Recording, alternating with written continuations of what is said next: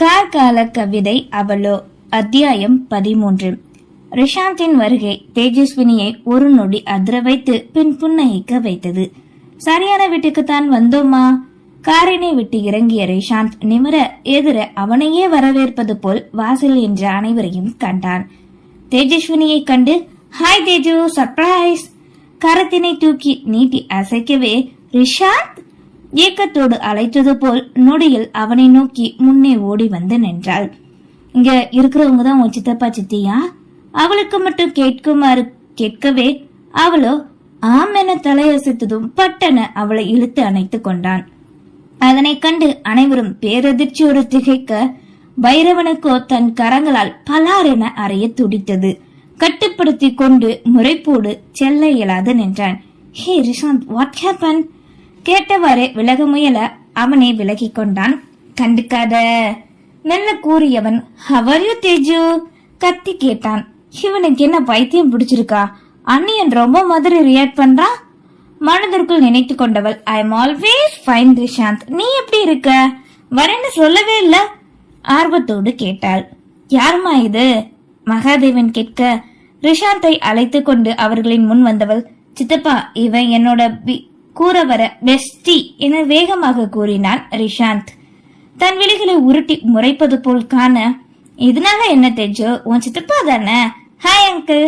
Hi sister, I am Rishanth என்று தன்னை சந்தோஷமாக கரங்களை நீட்டி அறிமுகப்படுத்தி கொண்டான்.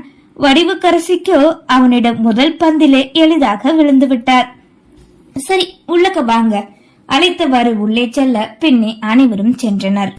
ரிஷாந்தின் கரங்களை பற்றி செல்ல விடாது தடுக்க அவளின் தோள்பட்டையில் கை போட்டு உரிமையாய் அவளின் வீட்டிற்குள்ளே அவளை அழைத்து சென்றான்.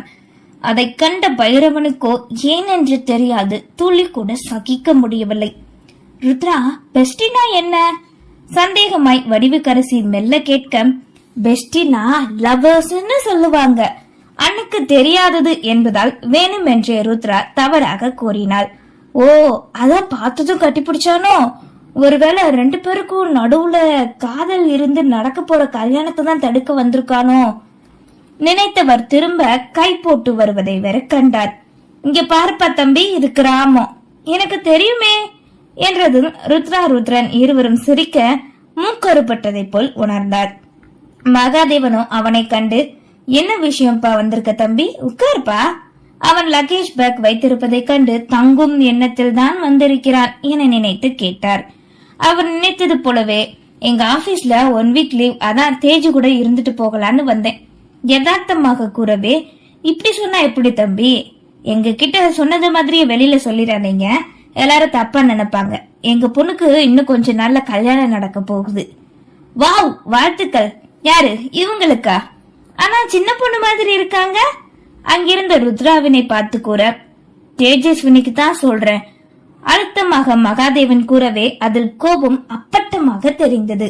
வாட் தேஜு என்று எதையோ அவளை பார்த்து கூற ரிஷாந்த், நீ டிராவல் பண்ண டயர்ல இருப்பேல, கெஸ்ட் ரூம்ல ரெஸ்ட் எடு, வா நான் உனக்கு காட்டுறேன் கெஸ்ட் ரூம்ப வேகமாய் பட்டென கூறிய தேஜஸ்வினி அவனை இழுக்காத குறையாக தள்ளி கொண்டு சென்றாள்.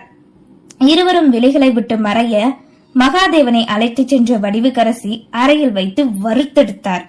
எவனோ ஒருவன் திடீரென வந்ததற்கும் பேசியதற்கும் தான் என்ன செய்ய முடியும்? தன்னை ஏன் காட்சி எடுக்கிறாள் நினைத்து கொண்டு நின்றார். என்னங்க இதெல்லாம்? நம்ம பிளான் எல்லாம் வீணா போயிரும் போலயே. இவன் பேசுறத பார்த்தா கல்யாணத்தை நிறுத்திடுவான் போல, அப்புறம் சொத்தும் கிடைக்காது, ஒரு மண்ணும் கிடைக்காது புலம்ப. ஹே, அப்படிலாம் எப்படி விட முடியும்? நம்ம முடிவு பண்ண மாதிரி இந்த கல்யாணம் நடக்கும். இப்ப எப்படி திடீர்னு இவன் வந்தான்? இவ சொல்லிருப்பா, நான் சொன்னல புலி பதுங்குறது பாயறதுக்காக இருக்கும்னு, நீங்க தான் கேட்கல, இப்ப அதுதான் நடக்குது. விடுடி, நான் பாத்துக்கிறேன். மத்தவங்க யார் கேட்டாலும் ஒன்னா படிச்ச ஃப்ரெண்டுன்னு மட்டும் சொல்லு. ஆகா, நம்ம முன்னாடி இப்படி நெருக்கமா கொனட்டிக்கிட்டு இருக்காங்க, இதுல சொன்னாதான் எல்லாரும் நம்பிடுவாங்களா என்ன?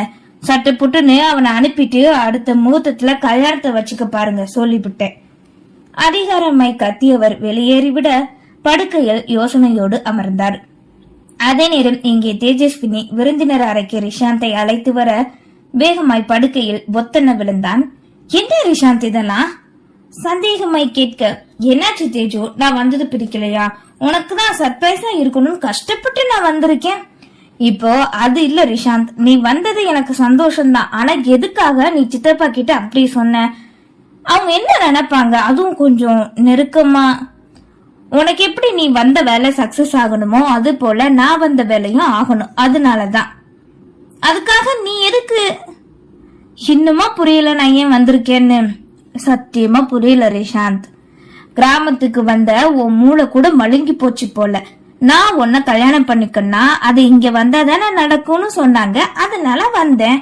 வாட் ரிஷாந்த், உனக்கு யார் சொன்னா எனக்கு கல்யாணம் பண்ண போறாங்கன்னு? வேற யாரு, உன் பாட்டி தான். நீ இங்க வந்ததுல இருந்து 24 மணி நேரமும் என்னதான் பண்றேன்னு தெரியல. ஆன்லைனும் வரமாட்டிக்க, கால் பண்ணியும் பேசல. அதான் உன் பாட்டி கிட்ட கேக்கும் போது அவளுக்கு மாப்பிள்ளை பார்க்க போறதா சொன்னாங்க. அதான் அடுத்த ட்ரெயினை பிடிச்சு உடனே கிளம்பி வந்துட்டேன். சாரி ரிஷாந்த், நானும் எத்தனையோ தடவை சொல்லிட்டேன் எனக்கு கல்யாணத்துல விருப்பம் இல்ல, பண்ற ஐடியாவும் இல்லைன்னு. என்னால உன் வாழ்க்கை வீணாக கூடாது. தயவு செஞ்சு நாளைக்கே ஊரை பார்த்து போயிரு. ஐடியா இல்லையா? இல்ல என்ன பிடிக்கலையா? ரிஷாந்த் முறைப்போடு அழுத்த அழைக்க, எனக்கு புரிய மாட்டேங்குது தேஜு. ஃப்ரெண்ட்லியா இருக்க, அதே நேரம் கேரிங்காவும் இருக்க என் மேல. உன்கிட்ட இருந்து கிடைக்கிற இந்த அன்பு அக்கறை வேணும்னு நான் எதிர்பார்க்கறது தப்பு இல்லையே.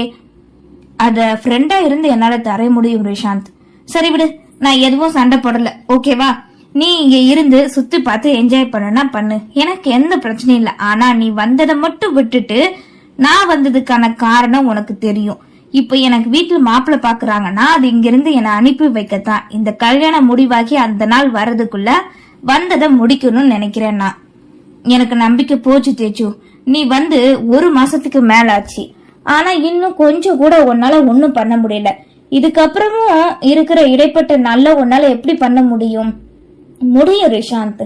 ஆதாரத்தை வந்த அன்னைக்கே நான் கண்டுபிடிச்சிட்டேன். என்ன சொல்ற நீ? அப்ப அது போலீஸ் கிட்ட கொடுக்க வேண்டியதானே? அது என் கண்ணு முன்னாடி இருக்கியே தவிர என் கிட்ட இல்ல. எங்க இருக்குன்னு சொல்லு, நான் எடுத்து தரேன். அது உன்னால முடியாது. சரி, எனக்கு ஒண்ணு மட்டும் சொல்லு. ஒருவேளை நீ சொல்ற அந்த கல்யாண நாள் வந்து அப்பவும் நீ கண்டுபிடிக்கல அப்படின்னா என்ன பண்ணுவ? கேட்க தேஜஸ்வினியிடம் பதில் இல்லை. படுக்கையில் சோர்வோடு அமரவே தன் தோழியை தோல்வி நிறைந்த விரக்தியான முகத்தோடு அன்றுதான் முதல் முறை கண்ட ரிஷாந்திற்கோ தாங்க முடியவில்லை. நான் நினைச்சது எதுவுமே இந்த நாள் வரை நடந்ததில்ல ரிஷாந்த். இது மட்டும் முடிக்கல அப்படின்னா என்னால உயிரோடவே இருக்க முடியாது. அந்த கனவு என்ன கொஞ்சம் கொஞ்சமா கொன்னுரும். எனக்குன்னு ஒரு வாழ்க்கை, அது சந்தோஷமா நிம்மதியா வாழணும்னு நினைச்ச மட்டும் எனக்கு மட்டும் ஏன் இப்படி நடக்குது? ஹே தேஜு, சுத்தமா இந்த ஃபேஸ் உனக்கு நல்லாவே இல்ல. உன்னோட வருத்தத்தை மறைச்சி மத்தவங்களுக்கு கஷ்டம் கொடுக்காத அந்த தேஜு தான் நல்லா இருக்கா. அவ தான் எங்களுக்கு வேணும். சரி, இப்ப என்ன? இங்க வந்ததை முடிக்கணும், அவ்வளவுதானே? இனி நான் உனக்கு உதவி பண்றேன். என்ன சொல்ற?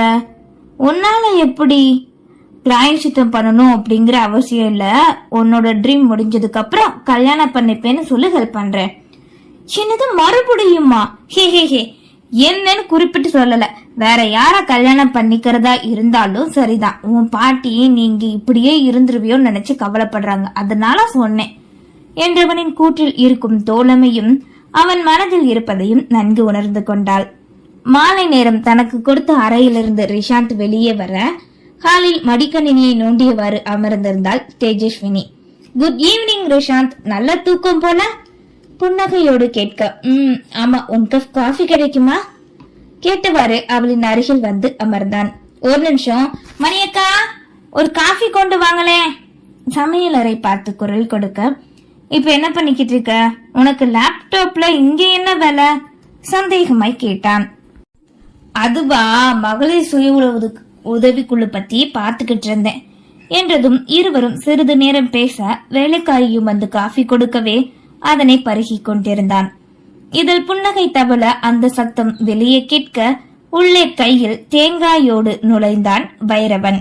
இருவரின் பார்வையும் ஒரு நொடிதான் பட்டன முகத்தை உருரென வைத்துக் கொண்டு திரும்பினாள். நிச்சயம் இந்த செய்கை மற்றவர்களால் கவனிக்க இயலாது. அப்படியிருந்தும் கவனித்தான் ரிஷாந்த். யார் இவன் என்பது புரியாது ரிஷாந்த் பார்க்க, இதழ் மீது விரல் வைத்து மௌனமாக இருக்க கூறியவள், ரிஷாந்த், என்னோட இந்த போட்டோ எப்படி இருக்கு, உனக்கு பிடிச்சிருக்கா, எனக்கு எந்த ட்ரெஸ் பர்ஃபெக்டா இருக்கும் என்று சம்பந்தமே இல்லாது கேட்டாள். இவ போட்டோ இங்க இருக்கு நினைக்க விளையாசைவாள் சென்றவனை காட்டினாள்.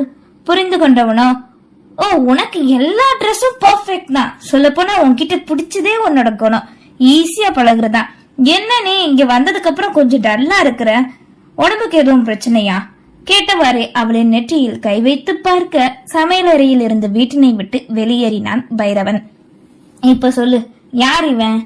காலையில நான் அடிச்சேன், இப்ப நீயா?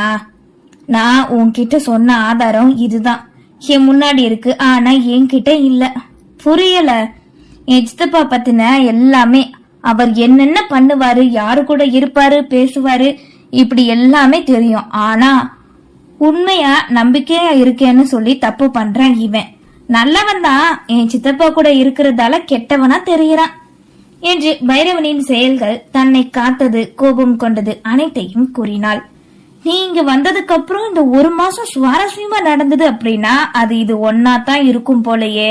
2 தடவை உனக்கு ஆபத்து. அவன் நினைக்கிறது சரிதான், நீ ஏன் அவன் மேல கோவப்படுற? அன்னைக்கு மட்டும் அவன் வந்து உன்னை காப்பாத்தாம இருந்திருந்தா இந்த நேரம் நீ இருந்திருப்பியோ இல்லையோனே தெரியல. உனக்கு இன்னொரு வாழ்க்கையை கொடுத்து நல்லது நடக்கணும்னு நினைச்சிருக்க, ஆனா நீ சண்டை போட்டிருக்க அவன் கூட. ஸ்டாப் இட் ரிஷாந்த், நீ ஏன் ஃப்ரெண்டு?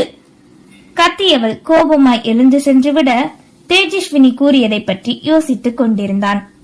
முக்கால்வாசி நிறைந்த குடமாக பைரவன் இருக்க மேலும் நிரப்பிவிட்டால் நீரினை மேல் உண்மை தெளிந்துவிடும். அதை விடுவித்து குடத்தில் இருக்கும் நீரினை இவள் ஏன் வற்ற விடுகிறாள்?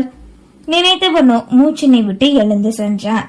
அதன் பின் நாட்கள் செல்ல ரிஷாந்த் தேஜஸ்வினியை ஒன்றாக காணும் நேரங்களிலெல்லாம் தனக்குள் எரிமலையே கொதிப்பது போல் உணர்ந்தான். எதற்காக இப்படி என்று தெரியவில்லை. என்றாவது ஒரு நாள் வெடிக்கும் என்பதையும் உணரவில்லை.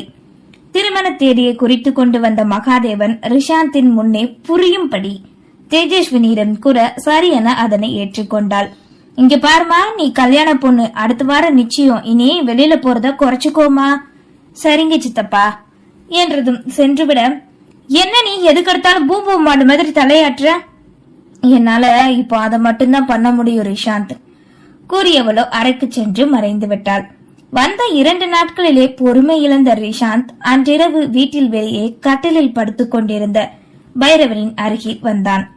ஹாய் பிரதர், தூங்கிட்டீங்களா கேட்டவாறு வரவே சத்தம் கேட்டு எழுந்தமர்ந்தான். இல்ல சார், உட்காருங்க என்றவனோ எழமுயல, இருக்கட்டும் சாரா, நான் உங்களை விட 4-5 வயசு கம்மியா தான் இருப்பேன், கொஞ்சம் பேசணும்னு நினைக்கிறேன் உங்ககிட்ட. நீங்க ரிஷாந்த்னே சொல்லி கூப்பிடலாம் பிரதர். என்கிட்ட என்ன பேசணும் நீங்க? தேஜு ஏன் இங்க வந்திருக்கான்னு உங்களுக்கு தெரியும் தானே? தெரிஞ்சும் அவளுக்கு ஏன் நீங்க உதவி பண்ண மாட்டேங்க? பண்ண மாட்டேன்னு தெரிஞ்சும் அவ ஏன் என்ன எதிர்பார்க்கிறா? வேற வழி இல்ல அவளுக்கு. சரி, ஓகே, உதவி பண்ண மாட்டேங்க, எந்த வழியில போகணும்னு சொல்லி கொடுக்கலாம்ல. இன்னும் கல்யாணத்துக்கு கொஞ்ச நாள் தான் இருக்கு, அதுக்குள்ள அவளோட ஆசை நிறைவேறினாதான் இங்க இருந்து போக முடியும். அவ மனசு இப்போ அவளின் கனவு. அதை நினைத்து அவள் ஒவ்வொரு நாளும் படும் துன்பம், தன் காதலை ஏற்க மறுக்காதது, இங்கே வரும் முன் அவள் சந்தித்த நபர்கள் என்று அனைத்தையும் நம்பிக்கையோடு கூறினான் ரிஷாந்த். தன்னை ஏன் இவர்கள் இப்படி நம்புகிறார்கள்? தான் இப்போது என்ன செய்ய? தேஜு பட்ட துயரம் என அவன் கூறியதெல்லாம் நெஞ்சினை பிசைய வைப்பது போல் உணர அமைதியாகவே அமர்ந்திருந்தான் சசி பைரவன். நன்றி.